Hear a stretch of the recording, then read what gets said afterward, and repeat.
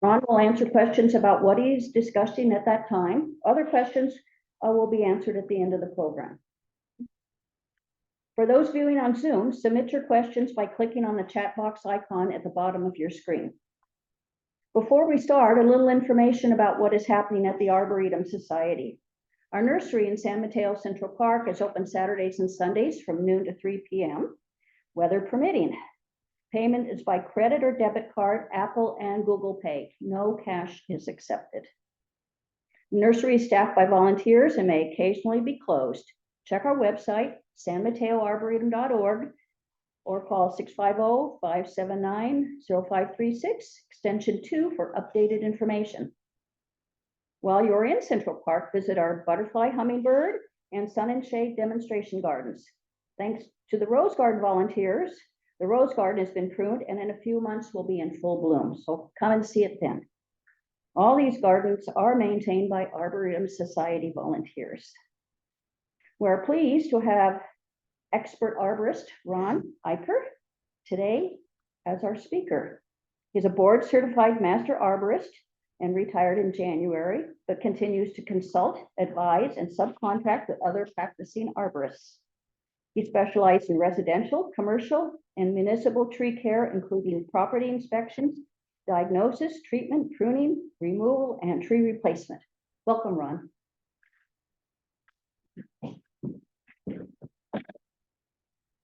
Thank you all for coming. Basically, my background was to be in the field. I was in the field every day, touching trees, as Alex Shigo always did. And I think you can learn more by being in the field and touching the trees and experiencing them than by books or other methods. And now that you can use your telephone to find out what kind of tree it is, there's a plant finder app that you can use to take a picture of the tree and tell you what it is. It's helpful. So Kevin, are we ready? When you are. Okay. Yeah. So we're going to talk about the urban forest as separate from forests because their needs are different. Since we're removing about 15 million trees a day from the planet, that's of some concern. You know, much of that's happening in the Brazilian rainforest, done to grow grass and cows to feed the people that want to buy beef, China primarily, or Brazil. So the rainforest is being removed. The reason I bring that up about urban trees is we're losing urban trees at a pretty phenomenal rate too. That's all done for development. Some of it's still done for farming. But the statistics, which we'll cover later, pretty amazing. That's why we're going to talk about planting too, because there are things we can do. So this slide tells you that an urban tree has a life of 7 years. So if you plant with all good intentions, even trees in the park would probably fit under that description. Street trees, worse, like trees that are planted in grates, are nicknamed tree coffins because there's no room for the roots for the most part. And those will grow for about 15 years. A tree in your yard, it might be a couple hundred years old, but on average, 25 years is all you're going to get. In the forest, left undisturbed and not clear cut, 100 years or more. I also want to tell people in the room, people on Zoom, that stop me at any time you have. I would like this to be as interactive as we could make it, so that I'm speaking to what you want to know. The reason that trees' lives are short is primarily stress from moisture. And in urban settings, that's usually supplemental irrigation. It's not that they're dying from not getting water, although that does happen. It's more common to find trees in parks that are planted in turf, and they're dying because they're in turf. Essentially, it's too much water too frequently. Temperature injury is a factor. There's a slide coming up in Canada because it's so extreme, the temperatures. Here, that's not an issue, really. We're Mediterranean type climate. But poor cultural practice is big. Most of the trees are dying from human intervention. So poor planting in the beginning or poor pruning is bad because it always injures the tree. I like to think of pruning as wounding. If you look at it from the tree's perspective, that's what you're doing. You're cutting off appendages. So if you do it carefully and for good reason, it's a good practice, but it's abused and it hurts and kills trees. So construction's a big one, as we're developing sites that previously weren't developed. If there's trees existing, they're going to be damaged because the root system of the tree extends far beyond the canopy. Poor plant selection is another one, because in Canada and most of California, you can grow a lot of different kinds of trees. Here, we can take things from Mediterranean climates. We can grow olives, we can grow acacias, we can grow trees that would freeze. But you can still pick ones that aren't suitable for the soil. Or more often, if you take a native tree and plant a lawn around it, that's turf grass, you'll ultimately kill it. There's things you can do to mitigate that, but they don't want daily water, our natives. So this is that graph in Edmonton. It's in Celsius, but it's telling you in Edmonton's climate, they're going from 75 Fahrenheit to 40 below Fahrenheit. And that's extreme. I've seen elms in Minnesota split straight up the trunk from cold injury. The wood's actually freezing, and the moisture in it freezing, and it splits the tree. Ron, could you speak? Sure. Seniors in the room here. Oh, okay. I'm in that crowd.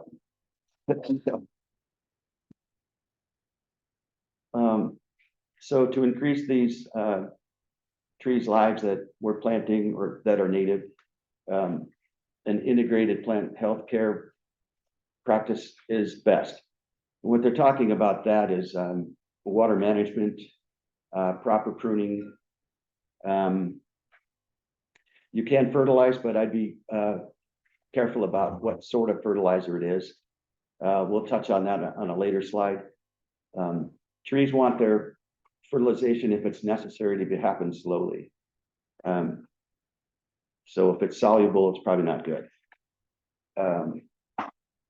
Pest management now isn't done the way it was done when I started. There was a lot of tree spraying that happened. They were using products like malathion and Sevin and to control things like aphids and whitefly, which aren't tree killers. They're disturbing and they secrete honeydew and they're kind of messy, but the tree would probably live through that if it were a native and it was a native pest. Oak moth is a good example. It's pretty cyclical. Sometimes you have oak moth that defoliates oaks, and there are companies that blanket spray for that even when the insect's not there. So that's why I say pest management as needed. This is just going over what we want to talk about today. Planting, just because we're removing trees faster than we can possibly grow the biomass. And what I'm referencing there is if you cut down a tree that's 300 years old and it has a crown that extends for 90 feet, 60 feet in height, how are you going to plant and replace that? In 3 years, that's a 200-year program. So if you plant 100 trees, it's still going to take a long time. And as you see in further slides, even planting, you're not having 100% success with planting. There's a really good example of good planting, good plant selection right out the front door. There's a baby coast live oak, planted really nice and high, and it's going to do well. Mulching, I'll touch on that too, because it's important when you have grass, that you separate the tree from the grass as much as possible. It's not getting any of its water needs or fertility needs met by turf. They don't match.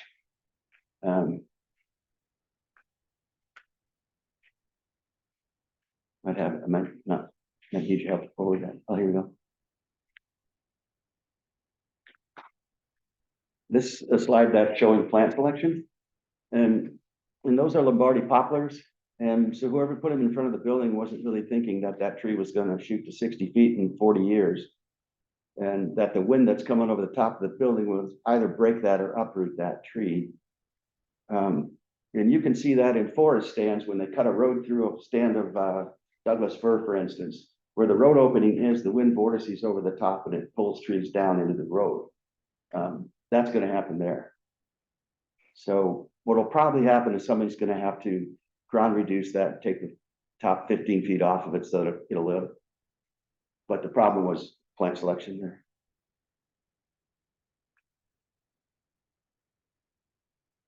Okay, so the photo, I have a friend that I worked with who's a PhD, and the photo credit goes to him, Dr. Lynn Burkhardt, PhD. He traveled Canada, all the Western United States for about the last 30 years. So a lot of these are pictures of actual sites that he worked on, that we worked on together. In referencing plant selection, there's a baby that's probably about a 36-inch box tree in the landscape, and as it matures, you can see how large they get. Green ash will grow to 60 feet in 40 years, pretty fast growing tree, given optimal growing conditions. Is that a tree that you grow around? You could, but I don't recommend it in heavy soil. The question was, could we grow green ash in California? And we do have Raywood grows here and chamois ash grows here, but they're invasive. The roots will stay near the surface because the oxygen levels are such that that's where they have to go. That's a really insightful question because roots need two things. They need to have water and oxygen, both. And if either is suppressed, the tree will suffer, eventually die. Anaerobic soils are common here because clays doesn't drain well. Water fills up the pores in the soil space and becomes anaerobic. That rots roots.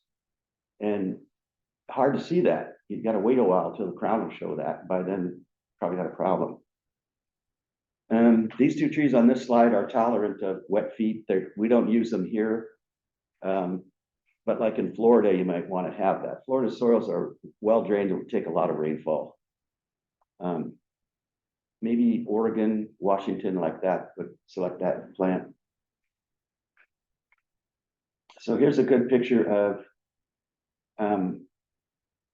what a B&B tree would look like. You know, they put burlap around them, dig them out of a field, they're field dug, and then they're transported and selected for a new site. Two important things about this photo is when I first started, the common practice was to dig the planting hole about the size of the root ball, but to dig it deeper and then fluff it up and put nice nursery mix underneath the root ball. The problem with that is compaction. And you want to have at least 60% native soil in these planting holes that you're making. If you fluff it up and use all nursery mix, you're going to create a problem between the interface around the root ball and the root ball itself. The soil won't drain outside the root ball, and if you're watering that dirt, it's going to get wet and stay wet. Might rot the root ball. And the way to fix that is to plant it high. You can see how high that is. It's sitting on undisturbed, compacted soil, native. So you dig down, maybe you're finding the hard pan. Well, that's where you stop and you set the tree on that. And you can have, in our clay, probably 4 inches above surrounding grade is acceptable. What usually happens to the bottoms of root balls and when we plant them is they rot anyway. Further slide will show that too. So here in a poorly drained soil, they're planting it substantially above the grade on undisturbed soil at the bottom of the root ball so that it doesn't sink when you water it. So higher than grade in clay soils. This is a technique where often you'll see young trees that have root collar damage from how they're hoisted. This guy's hoisting it by the root ball. It's a ball and burlap, but that's the proper technique because then he's going to set that on top of the burlap and remove the burlap and twine. And he's going to have it above grade. He's not choking off on the stem. You can damage a small tree like the Japanese maple spindly bark. You can do that with your own hand, picking it up. You can damage it because the root ball is relatively heavy. So you can't manhandle them when you put them in. You got to treat them like they're delicate, because they are. So this is an example of a ball and burlap that was field dug. A nice proper disc-shaped hole, 3 times the size of the root ball. Word of caution here is the material that wraps that burlap's biodegradable. We know what will happen with that. The twine that's sometimes used is nylon. That will not degrade, and ultimately it'll kill the tree. Because I think here they've got the twine wrapped right around the basal flare of that tree, right around the collar. That's going to choke the tree to death if it's made of nylon. As soon as the tree puts on caliper, it'll start to choke. So they're beginning to show backfill here. They're going to backfill about a quarter of the way and then water that in, take out the air pockets, settle it, and then continue that process.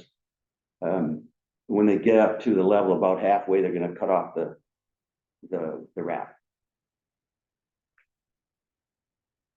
This is just a tri-stem tree, and they're farther along in the planting process. It's up above the grade. They've stripped back that burlap. That can be left in the hole. No harm, no foul. If you're planting a container stock where they come in wood crates, you can leave the bottom in those holes too, because it's disturbing to try to rip that out from underneath of it. There's a properly planted tree. It looks like it might be a beech. It's kind of a small picture to tell what it is, but you can see obviously all the root flare, supporting roots. The roots that absorb nutrients and water on trees in our soil, not doing much below 18 inches. So the absorbing roots are right up near the top. And you would think that that tree, if you put it in grass and everything's up near the top, that'd be hunky-dory. It's not, because they have different ways of taking in the water. The grass is good. It's going to beat the tree every time for the water and the nutrients. So that's why you'll see the best fertilization techniques are done by soil injection below the grass. Probably a foot long, a probe goes into the dirt, and then the guy hydraulically forces the fert in. That's the best way to fertilize a tree. You'll hear about Miracle Grow and pelleted fertilizers that you can broadcast. Probably soluble, probably releases too quickly, probably drains and leaches through the soil interface before the tree gets a chance to grab onto it. And that's certainly true of soluble urea that's made grass green. You can make grass green in a week, but trees don't work that way.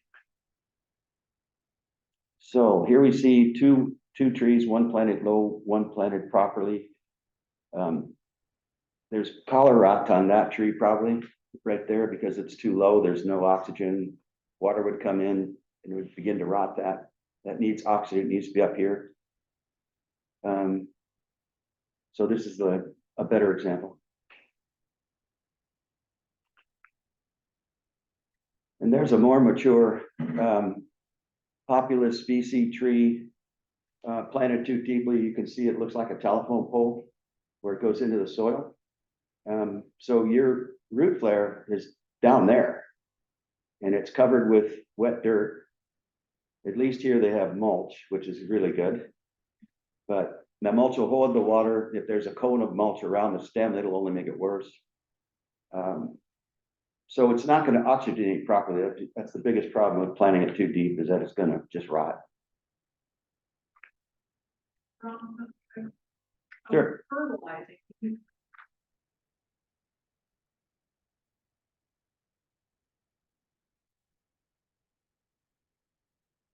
So yeah, the question was the method of fertilization by subsurface by soil injection.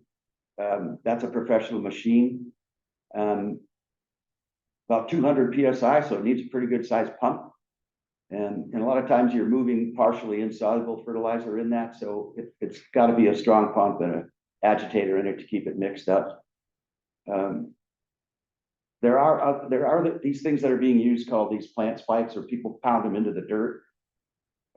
If you put that in a bucket before and watch what it does, that would help. Because the Job spikes they've been on the market a long time and they function. done properly. There's also drill hole methods that have been done where a guy would come out with an auger and he'd drill a hole in the soil. That's an approved method. That's fine. What you put in there is pretty critical. We don't want to go deeply into analysis of fertilizer, but basically 3-1-1. So it's nitrogen, potassium, right? And they're balanced. Nitrogen's the big thing, the big limiting factor. Potassium and phosphorus are the other two, and they should be a 3-1-1.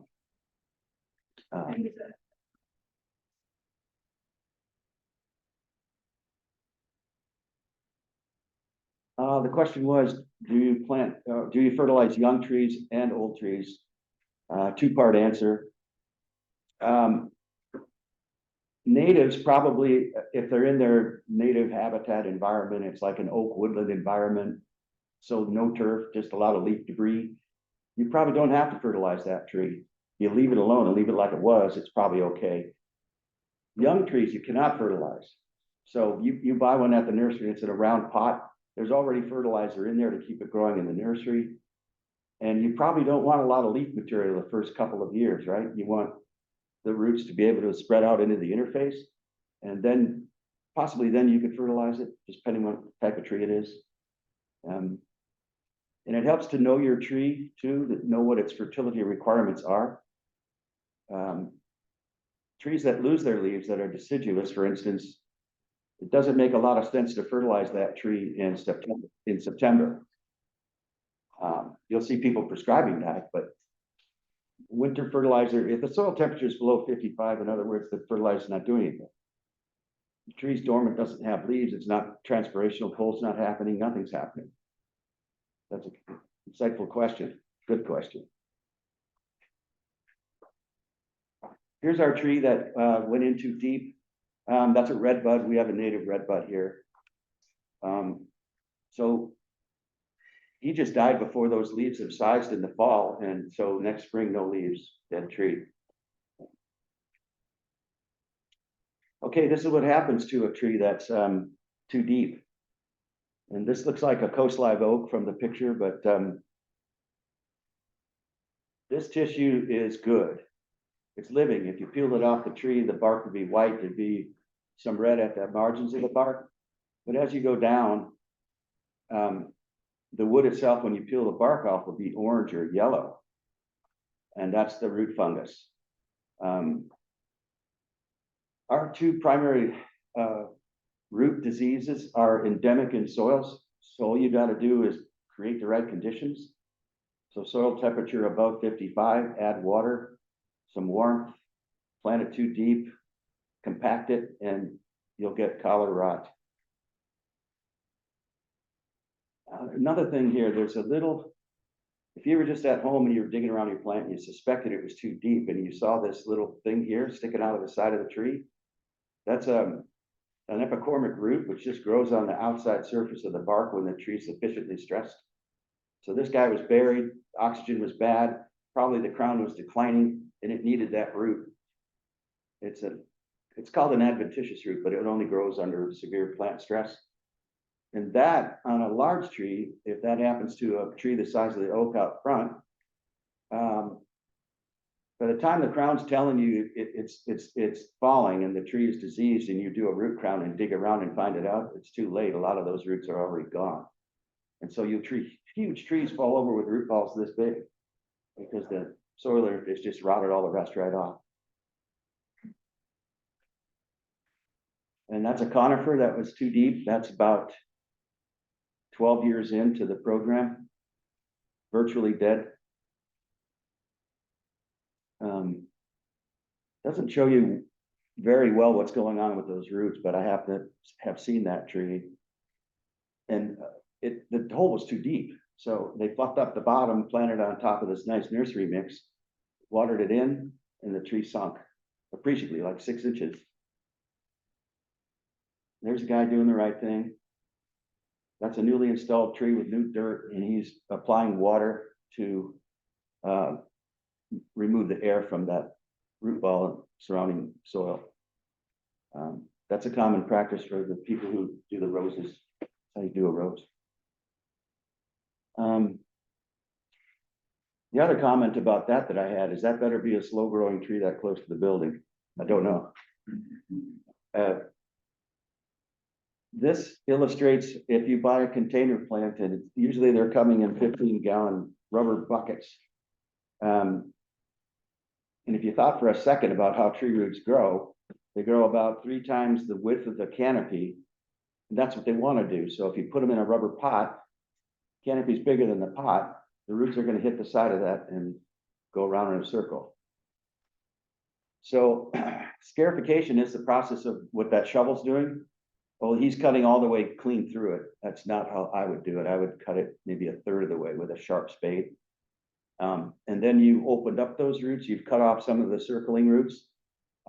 It's not the end all be all, but it helps a lot for stopping girdling roots, which we'll see in a minute. This is planted on top of a cone, and he splayed the root ball so that he'll have soil and roots growing in this interface. That one's just what it looks like coming straight out of the pot. They scarified up and down, and that was to get encircling roots from bottom to top. Good practice. So here's what happens when you don't do what you're told. That's a mature tree. It's probably 24-inch in diameter, and it's got a girdly root, mature enough to extend 270 degrees around the bottom of the tree. Left alone, the tree will die. If you come across that in your yard, you can fix that. Take an axe, hatchet, chop it here, move over here, and chop it again. Take what you can or leave it, and that'll stop it from girdling the tree. There's some injury to the base of the tree where the girdling root stopped the root flare from developing, and it didn't. Here's what looks like a pear tree that had girdling roots. It was left alone, and a breeze came up and pow, right out of the ground.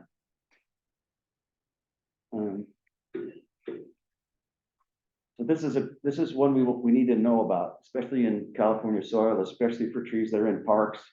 They're on park strips.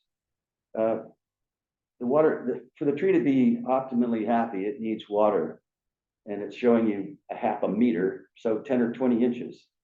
You need to soak the dirt to get it wet, and in clay it takes a long time. So the favorite method of delivering that water is not a spray head. Spray heads are not for trees. Bubblers, shrub bubblers, drip systems. You can even buy soaker hose. I see that all the time on jobs. And soaker hose is cheap. It's kind of made out of foam, and you turn the water on and it weeps out of the hose itself and delivers the water really slowly. You can leave those on for 8 hours and you come home from work, turn it off. And it says once a week here. Oh, question.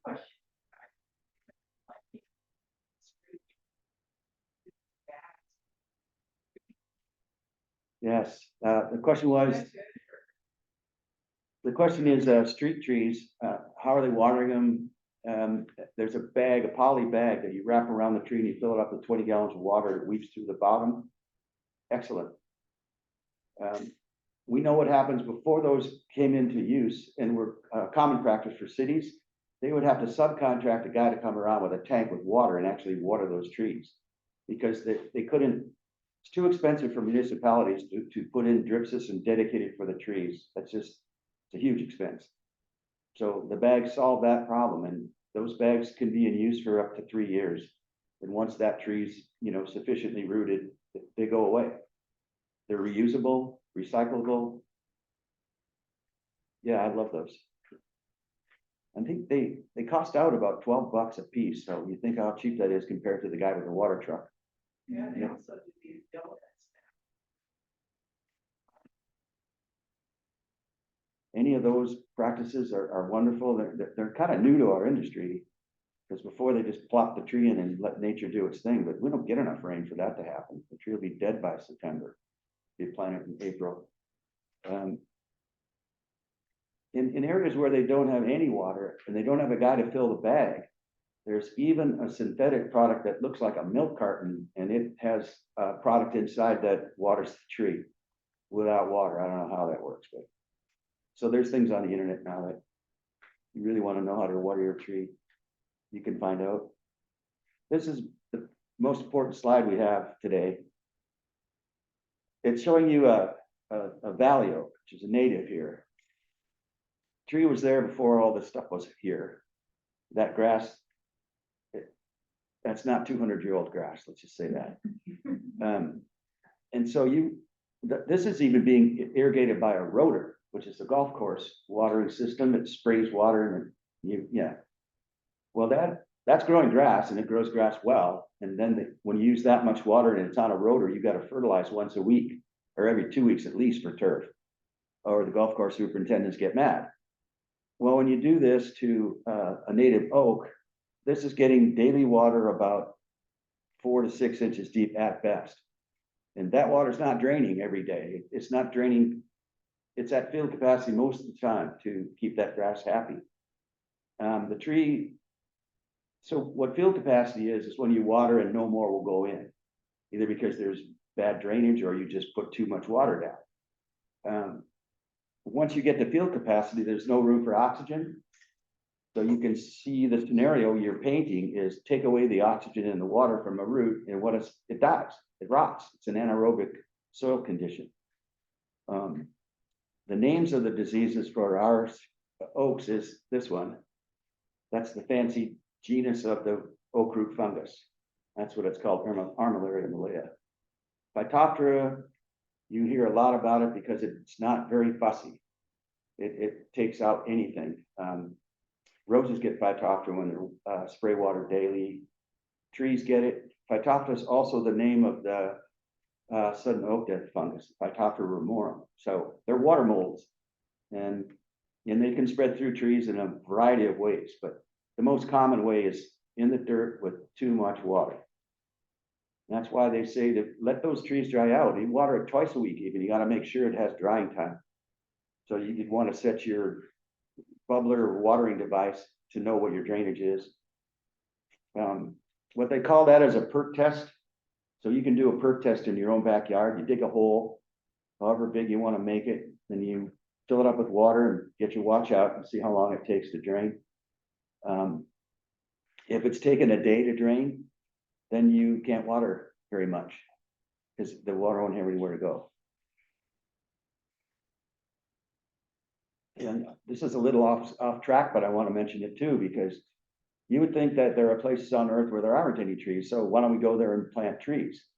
The term for that is called afforestation. China's doing it, doesn't work because there's a reason that there wasn't a tree there in the first place or anyone around. And usually that's alkalinity or some limiting factor like that you can't beat by planting it properly. We have trees here. California does not have that problem. We have the tallest tree in the world called Hyperion. It's 380 feet tall. We have the oldest tree. It's called Methuselah. It's 5,400 years old. And that's all right here within a 4-hour drive to see either one. I mention that because you can see that man's been on Earth for, I forget, like, I read it down, so I wouldn't forget. But trees have been here for like 250 million years. And that's just the angiosperms. Before that, there were more simple forms of tree-like organisms. We've been here 250,000, so we're doing a good job changing their lives. Let's see.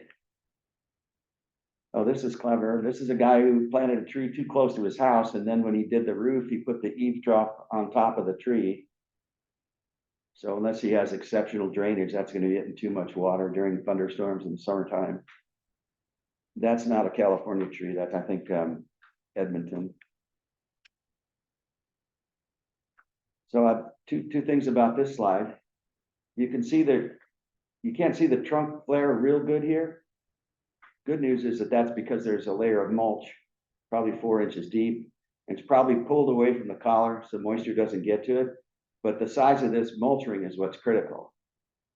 You won't get weed whip, whacker. If there's grass up to there, what do? They take the weed whip, they knock the bark off, cuts the grass away. It looks real nice for a day, but it also rips the bark off. So this keeps weeds, so you don't have to use herbicides around the tree. It prevents lawnmower blight, which is the guy running by and taking the wheel and hitting the tree. And two things it does that it's the best is it's buffering the temperature of the roots. And it's holding water in stopping evaporation so that the tree can use the water. So they're saying 2 to 4 inches thick. Too much mulch is bad too, because you'll get collar rots and other problems with too much mulch. And there could even be oxygenation problems if you have it real deep, because as it compacts and decomposes, it might rob oxygen. Don't pile it up around the trunk if you're going to mulch. And every native here should be mulched. It's not a common practice because it's not as attractive as grass. People like grass better, but for the reasons we discussed, mulch is a good thing. You'll see that like redwood trees do a good job of it all by themselves. You just leave them alone, they'll mulch. Leaves will fall off, 3-year-old leaves every year, and it'll stop anything from competing with it. Because you're not going to grow grass through that. Composted materials, because the next question is, what do you use for a mulch product? And you'll see in landscapes, a lot of people use fir bark. And it looks nice, it's round, it floats, it's pretty, and it doesn't blow away as easily with the blower, but you think about what it's doing when it's decomposing, it's just bark tissue, it's corky. There's not a lot of nutrient advantage to that type of mulch. So you want some leaf litter in there, and you want small pieces of wood, and then you could top dress that with something prettier if you wanted to, but for mulch to work best, it has to be kind of degradable, composted. Go. I have a question.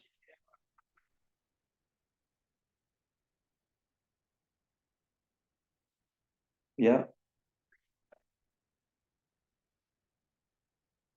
It's got big twigs and then all kinds of. Yeah, so the question is, does tree guy come by and dump a load of chips? Is that good for mulching? Short answer is yes. And there's a couple reasons it happens. Getting rid of wood chips, if you're Joe Woodcutter removal guy, it's tough. It's expensive. It's about $300 to dump a load of chips at a guy who handles it. And what happens to it ultimately is it goes to wood and they burn it to make energy. So that's good, but a better use for it is to keep it local and use it. We use a lot of Linkso arbor mulch here. Yeah, that's great. Yeah. That, and she says it's really good for all the microorganisms because it's a mix. of Yeah, different yeah, roots. I've talked to her about this from time to time, and the good part is if you leave it as it comes out of the tree and you're not using a dead tree, it's gonna have all the goodies are gonna be in there, and that wood chipper is gonna make it nice. It's gonna homogenize it and make it in a ball, and you'll even see it start to work like silage. If you leave it in a pile, it'll start to steam and compost in a matter of weeks. So, good question. Repeat the comment, that Linkso, Oh, for the Zoom, they didn't hear Linkso. Linkso Garden Centers, using mulch, arbor mulch from tree trimming exercises. So they're saying how far should that ring be? It'd be good if it would be to the drip line where the leaves stop, because there's roots 2 times out from that, but that's not a common practice, unfortunately, because it's just unsightly to have those huge mulch rings in your lawn. I mean, people won't be accepting of that residentially, so 4 feet good, 5 feet better, a foot better than nothing, because it keeps the turf and the weed whackers away. This is more of a deciduous Midwestern maple tree treatment here. But what they're doing in the wintertime, west-facing bark tissue on thinly barked trees is susceptible. And it just burns. It's amazing to see it because it'll create an injury. Every part of that stem, like you took a knife and cut it off after 10 years, that's what it would look like. That's sun scald. Pruned species like plum, cherry, Japanese maples are susceptible. Thickly barked stuff like our natives, the oaks, no such thing really. Although I've seen newly planted coast live oaks, which is a native tree, not treated, planted west facing, have that injury. Important thing is to remove it in the spring. You don't need it. It's more of a winter thing on thinly barked deciduous trees. Now these are staking and guying methods. And just in looking at the maple right outside the door, it has what looks like a 20-year-old plant stake injury. A lot of your nursery trees, and if you buy a tree at a nursery, the first thing you should do is look at that nursery stake. How long has it been on there? How's it put on there? If they're using pruner tape to wrap it on there, that doesn't need to be tight at all. It should be just loose. Otherwise, the plant stake itself damages the bark. And you could pay good money for a good tree. Nursery guy wrecked it. So what they're showing here, that's a single stake on a skinny little baby tree. That's cool. That's fine. One tie. A little bigger tree, they've got 2 plant stakes, and then these are little figure 8s back to the plant stake, loose around the tree. Here's another rule of thumb, and you'll see this after you leave here today. It'll drive you crazy. You'll see a tree that's 6-inch caliper with plant stakes on it. Well, if the plant stake's a 3-inch stake and it's made out of redwood, and it's been there for 3 years, it's not doing anything. The bad thing about a stake tree is it reduces stem taper on the newly growing plant because it's artificially supported. Seems simple, but you'll see it 20 places today walking around. Try not to use this method if possible. So where you use that is if you had a huge bare root or a ball and burlap that's short balled. That's the term for someone who doesn't want to lift a proper size root ball, so they cut it short. That'd have to be guyed, and these are dead manned into the dirt. This one, he's kind of tied it to a piece of concrete. There's the one with a stake. Here you have to really watch this, how it attaches to the tree. You'll also see that method used if someone's trying to directionally move a tree that's got a lean or a slant to it, and they think they can straighten it up by doing that. I've been hired to do that before, and the only way it was successful was to go out here, cut those roots all the way off, and then you can guy the tree back, and those roots will regrow because they're not disturbed. They're cut sharp, and you're moving out here to do that. You can pull that tree back, and then you could backfill in the crack that you made. Might work, not a recommended practice. You'd probably plant it right the first time. Well, here we go. These are trees this is a study that was done. One tree in turf over here. This one planted properly, it's just in mulch. And that's what happened. These trees are the same age. But the turf is very good, very good at competing for nutrients and for water. Here's the probe we mentioned earlier. This is a guy with a truck back there. And he's got this hose that goes back to the pump, and he's got a rod that has, this is a 1/2-inch galv tube, but the water goes through. There's a needle on the end of that thing, sharp enough to poke into the dirt and get down 12 inches. Kick plate on there. There's no better way to do it. Kind of expensive. That question was asked, what does that guy cost when he comes out here? Well, trip cost on that in today's world, I don't think you could get the truck out there for $275. That'd be a big tree, and a tree that is valuable. We could go into a rabbit hole about fertilization, but it's a huge thing. So on root limited trees, for instance, like a coast live oak that has a crown that's falling off, you can kill that tree by fertilizing it. So you really need to know what's going on there. Root limited trees from those fungal diseases we talked about are extremely vulnerable. And if you add nitrogen, especially a soluble urea, to that mix, the fungus is going to outcompete the tree, and the fungus will kill the tree. That's another kind of thing. If the other day we lost a tree on 4th Avenue that had been there for 250 years probably. And I looked at the bottom of that root ball, had to leave the house to see it. News told me about it. But when I went there, first of all, it was a short ball tree because there was a curb cut done after the tree was alive. The second comment was it was, let's just say, artificially watered. It had water and it wasn't coming from the rain. There was wave. The bottom of the root ball, there was a puddle under it. It had come up completely. It was a whole tree failure. And in that little tiny root ball, the root ball was really small compared to the crown. It was 10% the size of the leaves.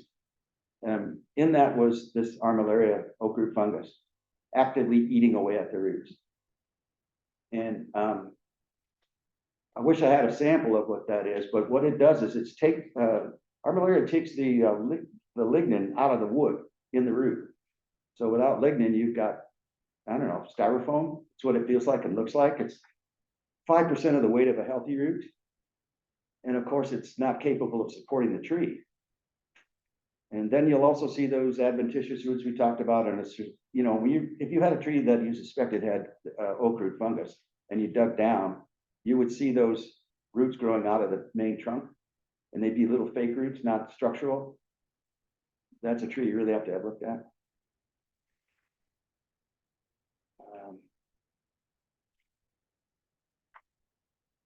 So they're talking here about this is tough because what is optimal soil? It depends on tree species, soil type, drainage. What are you doing with it? Are you watering it? When do you water it?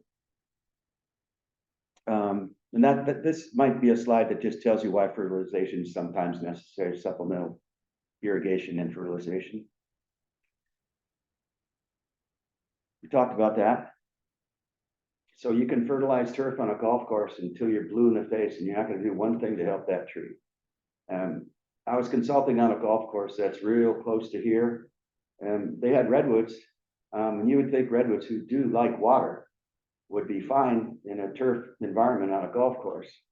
No, they weren't. These had at least 2 different kinds of cankers, and one of the cankers is a tree killer. It's a stem canker, and it was caused by this daily, frequent rotor style irrigation, and then constantly dumping urea on top of it.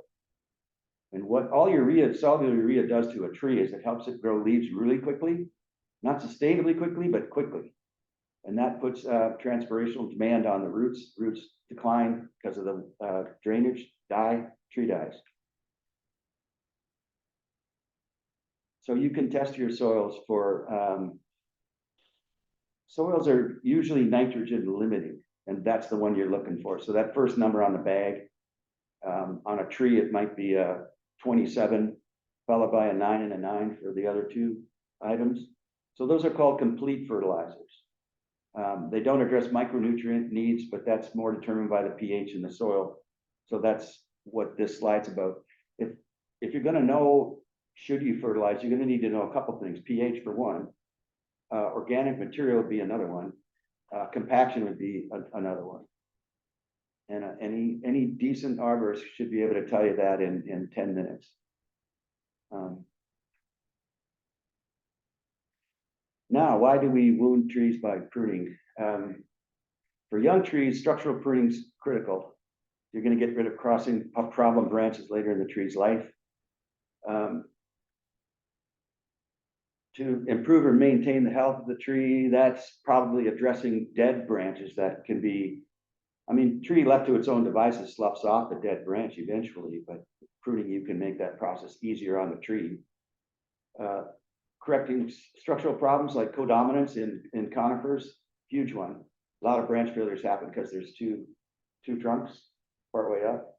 When the tree's young, you can cut one of those off. And it's super common in redwoods. The sequoias we grow here, a lot of them come with 2 tops.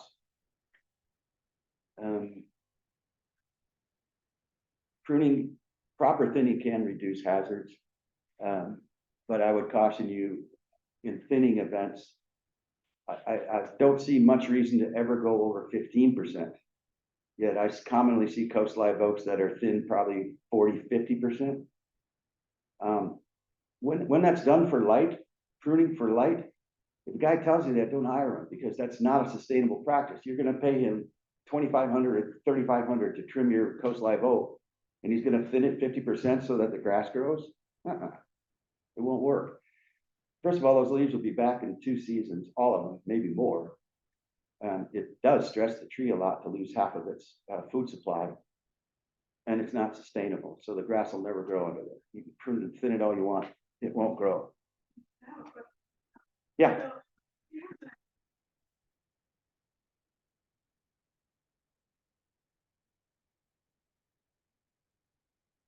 How much can I prune it now that you have to prune it? How much can I prune those? Okay, the question is, And how much and when do you prune flowering ornamentals in your case? If you have deferred maintenance, then maybe more could be taken in one event because you're gonna find more stuff wrong. If there's deferred maintenance, you should prune them prior to their flowering. That's in its most dormant state. So think December, January, because trees aren't dormant in November anymore. And we know this because of the bugs that are still around that should be asleep and not. So your trees are deciduous, they're flowering ornamental, so timing is dead of winter. On deciduous trees, you can go a little heavier with your pruner. So you could take up to 20–25% if it's deferred and it's not been pruned. Because you're probably gonna have to, you're gonna have crossing branches and there's a lot of water sprouts, which are tall, vertical, straight things coming right out of the main stem. Yeah. Those you can remove because they're not true branches, they're water sprouts. Did you want to take flowers in or flower arranging, Francesca? It's just too long. Oh, okay. And I it's thought maybe you're cutting them from, I see a lot in the markets now, the floral. Yeah. blossoms. Yep. No, and that's done, almost everywhere I've been, I've seen that. Like, willows especially, they take those little fuzzy buds that are so cool. So this is showing, a tree that was not pruned. And pruning cut would have happened here. But they just left it, so it rotted as it would. And then the end got heavy enough, this dead thing, it just fell off. If this were to be left another 10 years, the woundwood response would eventually squeeze off this dead and rotting piece of wood and it would close. You know, urban environments, we always want to do these things more quickly than they would happen naturally, which is fine if they're done properly. Crown thinning. Since I started doing tree work, the crown thinning has moved way down. Textbooks used to say 33% was the rule of thumb. Well, now that's gone down to 20. And in certain types of trees, it should be less than that. A lot of consultations, I'll see Japanese maples. That's a tree you can leave for 20 years and not prune it. When you do prune them, usually they're limbing the trees up. That's another problem, especially for young trees. They need all those leaves. And if you're pruning them off for some other reason, like street trees, for instance, they're stripped up to 8 feet so they don't hit people in the eye when they walk past them. Well, that's a harmful practice as far as the tree is concerned. Stem taper is affected by that, how the tree roots is affected by that, how it deals with wind is affected by that. So the second dot you don't need to worry too much about because we're not really doing this much anymore. Foliar applications of pesticide have just about been eliminated. And we should talk about the fix for that. The fix for aerial spraying to eliminate aphids, for instance. Well, that has shifted. And in '95, Bayer came out with this thing called Merit, and they said, hey, inject it into the dirt, tree takes up the poison, aphid comes and eats the poison, dies. The only problem there is that's like killing a mosquito with a bazooka. There are other mitigating impacts to that. Because where is that merit going? And if it's applied every year, why are you doing it every year? Where is it? Well, it's in the bay now. So you're going to see soil injected pesticide taken off the label in the next couple of years. Because now phosphate compounds can be applied to help trees. And that's just basically a fertilizer that's painted on the tree trunk. And that's a really easy method to make trees happy. See what that is. So this is a good illustration of a proper pruning cut. This area here is called the branch bark ridge. If you cut through that, you're going to get stem decay. Branch collar is here, so you can see the relationship to the main stem of the tree. It's not straight. It leaves a little dog ear on there. Depending on what kind of tree it is, it's sometimes difficult to determine where the collar is. The ridge you can usually see. In our oak trees, the native oaks, this is very prominent and easy to tell.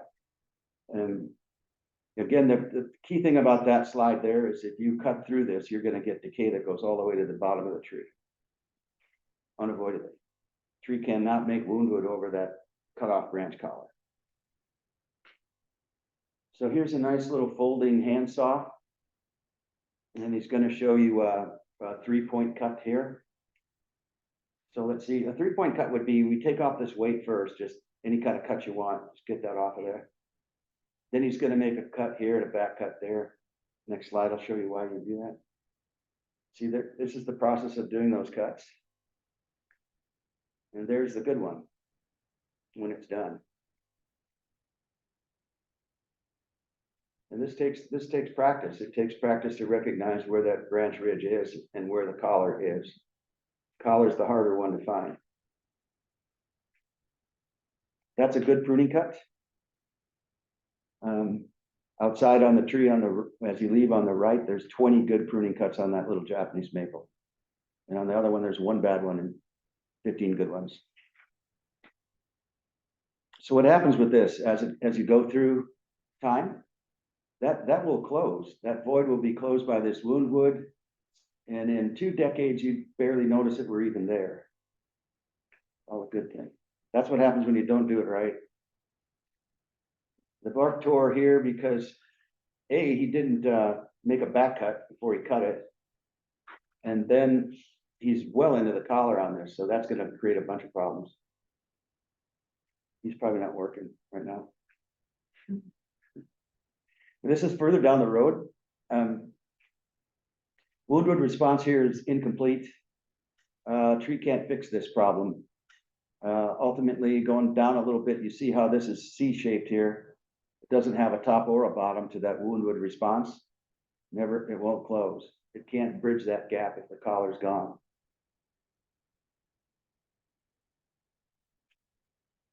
Now, this one's great. So here's a guy clever enough to put his advertisement under a tree that he just destroyed by talking about it. He has his phone number here, and I'd call it if he gave you the area code. But, so what happens with the topping of trees? So you're still going to see it. You'll leave here and see it. They did it in Burlingame because last winter was hard. So they figured they'd hire somebody to destroy all these eucalyptuses that grow along the parking lot there by the Caltrain. And do look at those now that I've talked with you, because they just butchered them. You make a heading cut like on the top of a tree like that, the response is going to be shoots that grow on a eucalyptus. That'll be 8 or 10 or 12 feet in 2 years. It'll be accordingly attached, which is to the outermost growth string. That's it. It's never going to be a true limb. So it will fail dramatically more fast than what we saw. The whole tree failures that happened there were soil failures, especially around Oak Grove Ave. There's a depression on the California side of the tracks. And what happened was that was essentially a pond. And then they got 60-mile-per-hour wind load, and the whole bloody thing went up. So those weren't bad trees. That was just bad soil conditions and excess wind load. Yes, they were eucalyptus. Yeah. And those are non-natives, but those trees do well here, even when they're getting watered, above their natural requirements by a factor of 10. They still thrive. They did well where there's drainage. They live hundreds of years.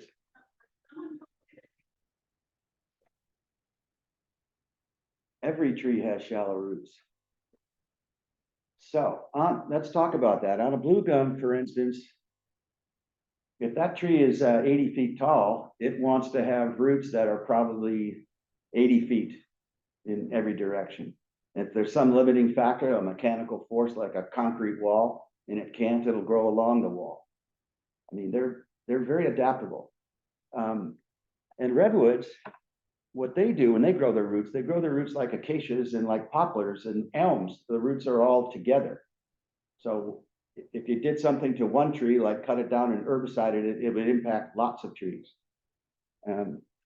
But because they have that cooperation between the plants, redwoods don't seldom die. What happens is they fail while they're alive.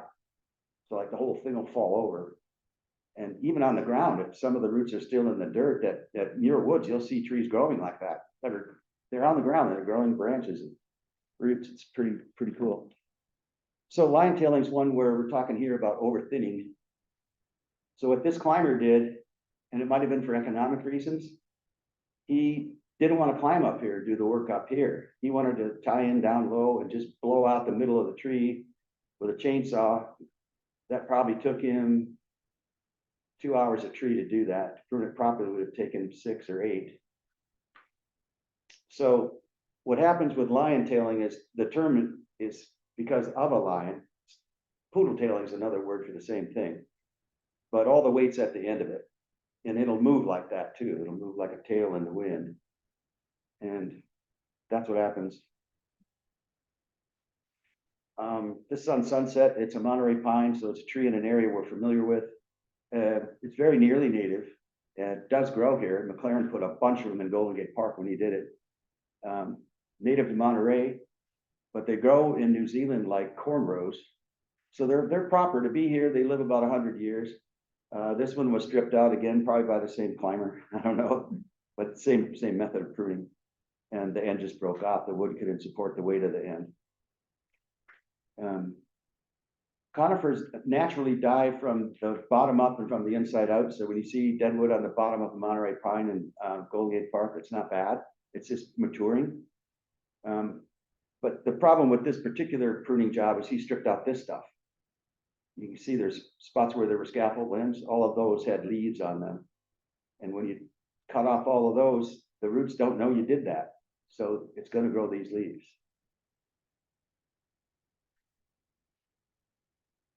Right to the slide we just talked about. Roots are shallow. And this is a generalization of all roots on all trees that we know of in the states that we've looked at. Seldom do you find anything below 4 feet. That would be in a sandy loam, a well-drained Florida soil, where they'd be 4 feet. Here, the limiting factor in clay soil is going to be oxygen. So you're not going to find many roots where there's not much oxygen.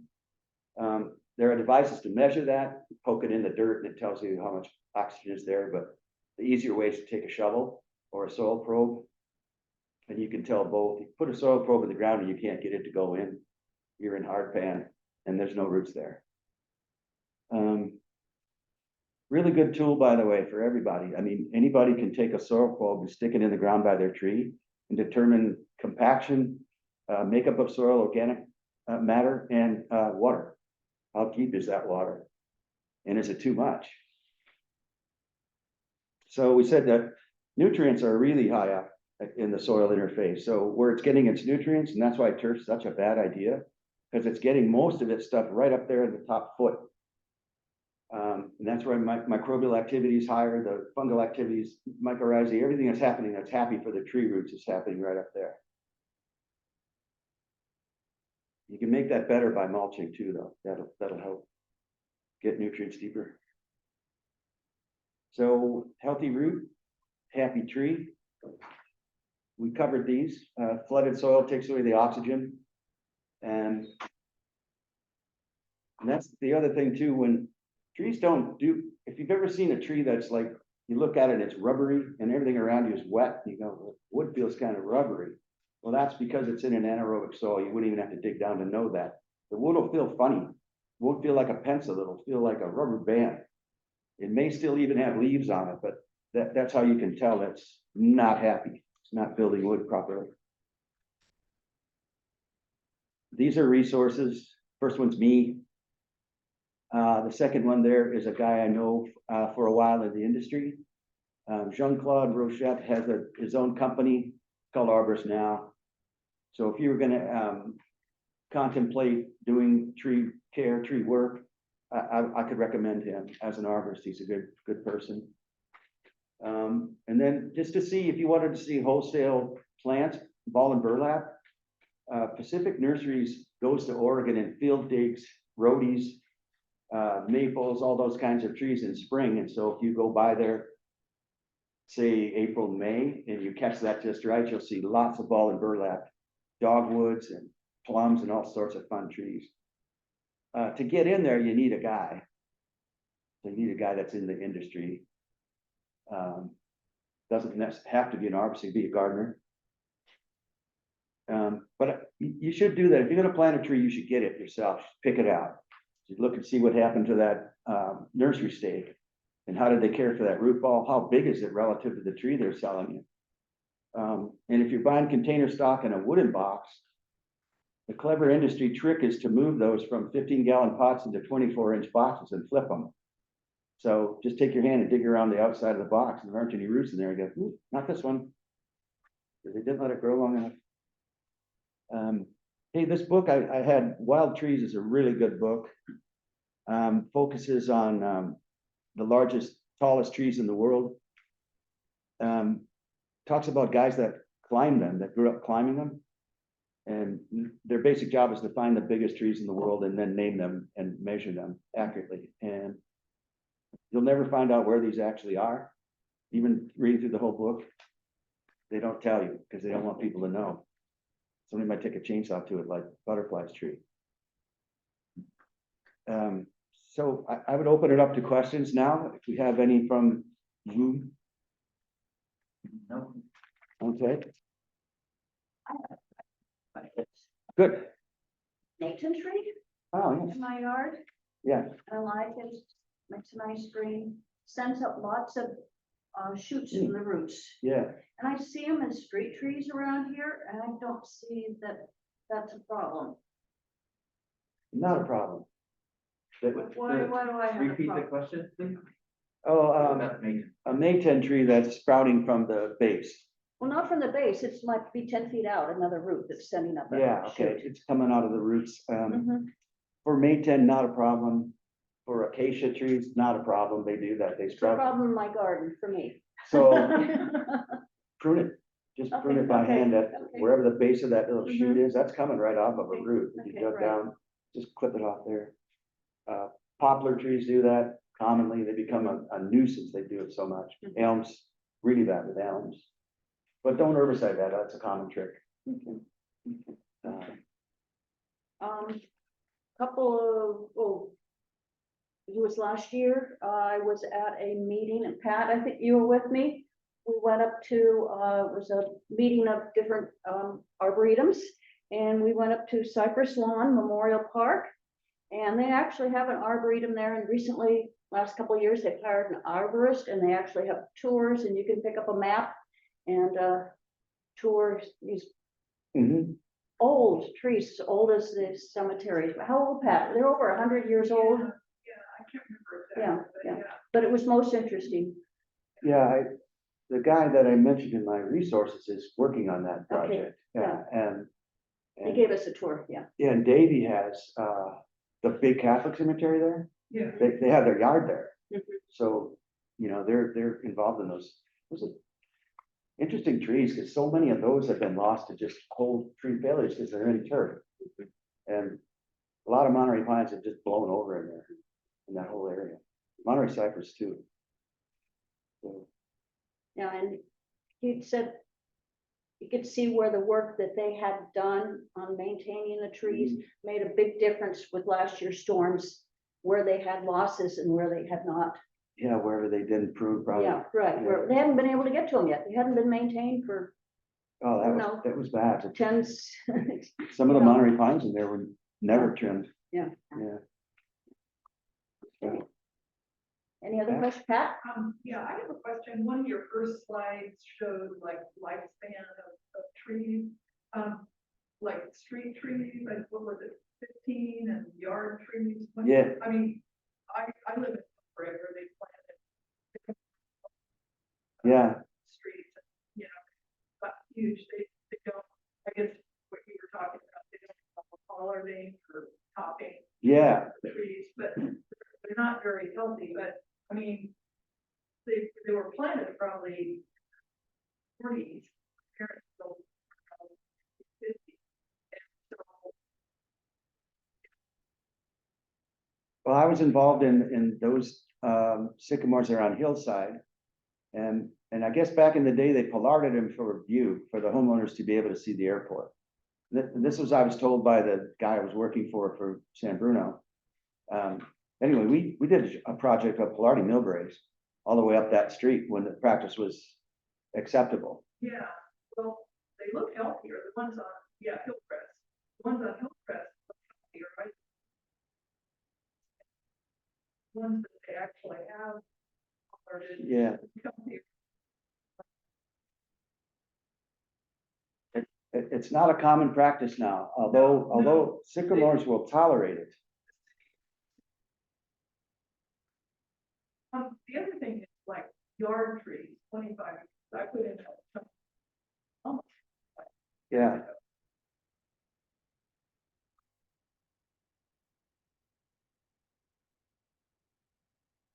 No, because what those slides are really showing is what our impacts on these trees are. Like, there's no reason a Chinese elm can't grow to 80 years.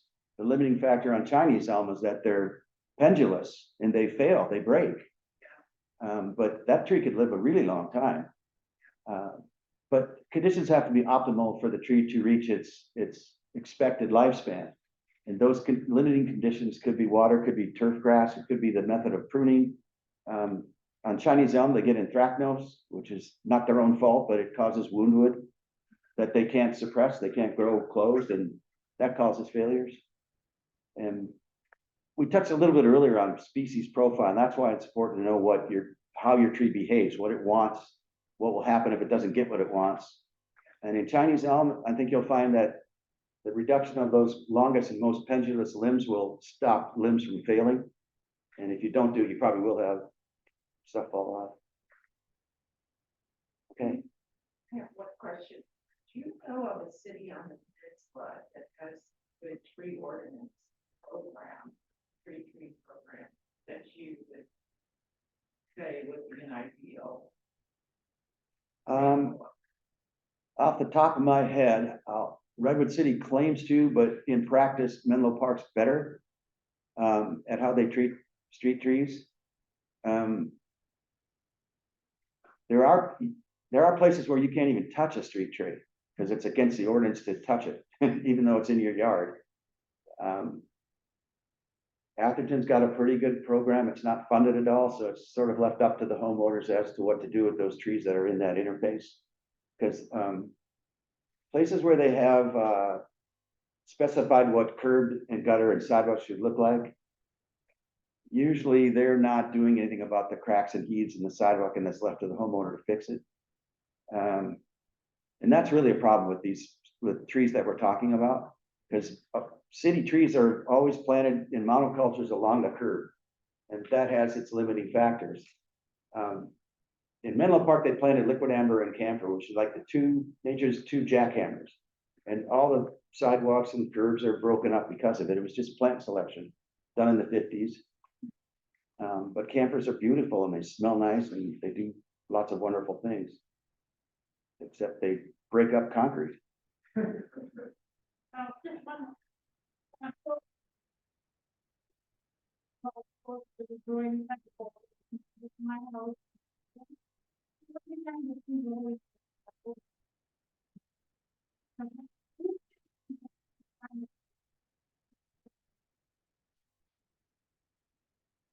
Well, you need to find a certified arborist is the first thing. And almost every tree company now has to have that certification to send a guy out to your house. It's not true of mom and pop operations. And so lots of guys that say that they're arborists really aren't, they're tree guys kind of. But so the ISA is the International Society of Arboriculture, and they kind of manage what arborists do and say and license them and continuing education for them. So if he's holding that designation, he may know. And you have to be cautious because it is still a test. And people can come out of college and never saw a tree in their life and pass that test. So we touched on, I'm board certified, and the way that works is you have to have field experience to pass that test. There's no tutorial, no book, no nothing. They give you scenarios and you have to figure out what happened. So a guy that's been in the field for 32 years, if he can't do that, he shouldn't have been in the business. So get an old guy. The numbers on the IS, yeah, no, I'm beyond. Yeah. But the numbers are chronological. So if he shows you his business card and it says certified arborist number 10,400, well, my number is 1,431. So, Okay. and you can tell how long it's been around. You don't even have to ask him. It's brilliant. For large shrubs like camellias and Purus japonica, the pruning rules apply as well. You look for the bridge bark interface, or can you just whack at them? Yeah, that's a good question, because we have so many woody ornamentals that they don't follow the rules. Shearing them, shearing's hard on hedges. And there are some hedges that won't even tolerate it. But so for woody ornamentals like camellia, the rules absolutely apply. You leave a good sized dog ear rather than flush cutting it. The dog ear won't be a problem for the tree, except aesthetically, they look kind of funny, but definitely applies. Like some plants that you shear, like our native Escalonia, you can shear right through the thing and kill it in 2 inches, because the leaves are on the outer interface. Photinia does not like to be sheared. Plants like that, it's pretty specific. And that's another, people shear too much. So if you have a 50-year-old Pittosporum hedge and they're shearing that thing once a month, that's 5 times more than it needs to be sheared. And shearing them in the wintertime shouldn't be done at all. They're not growing actively. True of any evergreen here in California. That's a good question. A lot of those plants get butchered just by bad pruning technique. Sure. Can you recommend, or do you have a couple of favorite trees that are suitable for home garden, not in church? Just, like in the backyard, you would recommend management. So, yeah, if grow space was not a limiting factor. Can you repeat Oh, okay. Question was, what kind of a tree should I put in my yard? And you can plant anything that you have enough room for, and you should think in terms of 50 years, not 5. And if you have a small yard, you're going to be limited in what you can put in due to its finish height. You can put a Japanese maple anywhere, and they grow slowly. But what about that west facing crop? It's more of a kind of a flowering ornamental problem. Japanese maples are fairly adaptable. There are cultivars you can plant that are called green. Simple word, but it's just telling that that's a little sturdier tree, and it's a little more upright. It grows to about 35 feet slowly. But what I was trying to do in my practice was, if valley oak got removed, I was trying to put one back there. I got pushback because people would say, well, if you had to cut that one down, then why would you put the same thing in? Oh, well, because nobody's goofed around with this new one yet. We had to take the other one down because of hollow or whatever. I like beech trees, but those are large trees too. Beech trees grow to 90 feet. University of California, Berkeley, they have a landscape book. You could pick it up. It'll tell you plant selection, or like you could say Sunset Western Garden Book and just say small trees. There'll be a page on that. That's a good resource. The Western version of it. Or else just see what do you like, how much crown spread do you like, and do you want to have leaves in the winter? How about favorite California? If I could put a valley oak in every day, I would. If I could plant a Monterey cypress every day, I would, but they're large trees. And they're the ones that we're just losing at such phenomenal rates that we're just never going to have them. I mean, there'll be a time when there aren't any Monterey pine left. But that was a tree that McLaren put in, he put them in San Mateo Park, he put them in the park in Golden Gate Park, and I think he put them here, because he did this. Yeah. They have a beetle issue, that Monterey pine. It's just tough to get them to 100 years. But that's a good question. I'd like to talk to you about that in a minute. And the space is the critical issue. We can adapt the tree to the dirt we have. We can get that done. We can manipulate that with almost any species of tree, because we're here. The weather's beautiful for a tree. So you're not limited by that. You can use Western or Eastern oaks here. Non-native, but they do really well. In the city of San Mateo is planting a lot of Nissia. It's a kind of a swamp loving tree called Tupelo.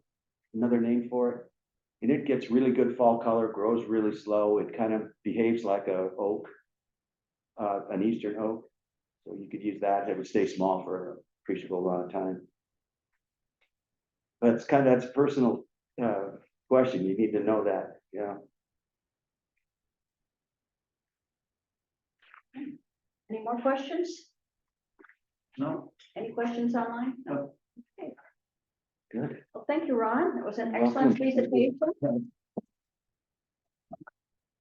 We all learned a lot of information on how we can maintain a healthy canopy in our gardens. So in a few days, everyone will receive an email with a link to the presentation and an evaluation form. Any unanswered questions can be addressed at that time. And we do appreciate feedback on what worked and where we can improve and what programs you'd like to see in the future. And you also have an opportunity on that form to let us know if you want to volunteer. We have a lot of opportunities at the Arboretum, nursery, rose garden, education committee, and other opportunities that aren't related to gardening that you could, do at home, volunteer coordinator, etc. So with future events coming up, pre-seminar on Sunday, April 7th will be an introduction to bonsai. So you can register on our website, sanmatoarboretum.org. We've tentatively scheduled March 9th to have a work event where we ask for help to add compost and mulch to the rose garden. That's tentative right now, depending on the weather and then how wet the soil is. We don't want to get in there and be compacting the soil around the roses. You can become a member of the Arboretum Society and receive discounts at our nursery and other nurseries around Golden, Wegmans, etc. Green Fashion, right down the street here, and other businesses on the peninsula give the Arboretum Society members discounts. So a huge thank you again to Ron for the excellent program today, and to Kevin, our president, for handling the technical part of our program, and to all of you for joining us today. The program is now finished. Okay, thank you.